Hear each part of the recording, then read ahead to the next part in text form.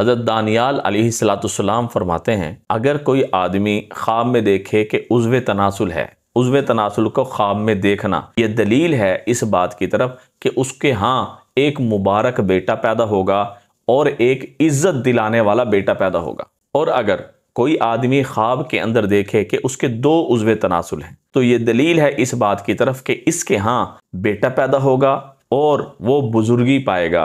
اور اگر کسی نے دیکھا کہ عضو تناسل ہے اور وہ کٹ گیا ہے تو یہ دلیل ہے اس بات کی طرف کہ اس کا بیٹا مرے گا۔ اور اگر کسی مرد نے دیکھا کہ اس نے خود اپنا عضو تناسل کاٹ لیا ہے تو یہ دلیل ہے اس بات کی طرف کہ اس کے ہاں بیٹا پیدا نہ ہوگا۔ اور اگر کسی نے دیکھا کہ اس کا عضو تناسل سست ہے تو یہ دلیل ہے اس بات کی طرف کہ اس کا بیٹا بیمار ہوگا۔ حضرت ابن سیرین رحمہ اللہ تعالیٰ نے فرمایا کہ خواب میں عضو تناسل کی بڑائی دیکھنا بہت سے فرزندوں اور نام آوری پر دلیل ہے، اور عضو تناسل کی چھٹائی اس کے خلاف ہے۔ اور اگر کسی نے خواب میں دیکھا کہ عضو تناسل یہ شاخوں کی طرح لگے ہوئے ہیں تو یہ بہت سے بیٹوں اور پوتوں پر دلیل ہے، مطلب اللہ پاک ان کے بیٹوں کو بھی آگے بیٹے عطا فرمائیں گے۔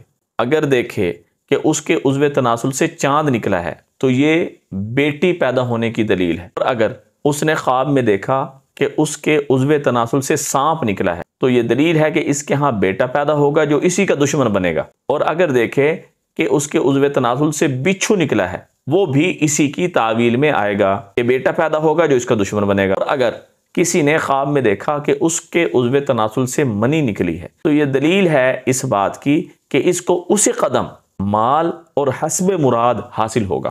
یہ کچھ خوابوں کی تعبیر تھی جو آپ کے سامنے میں نے رکھی۔ دعا میں یاد رکھیں۔ السلام علیکم ورحمۃ اللہ وبرکاتہ۔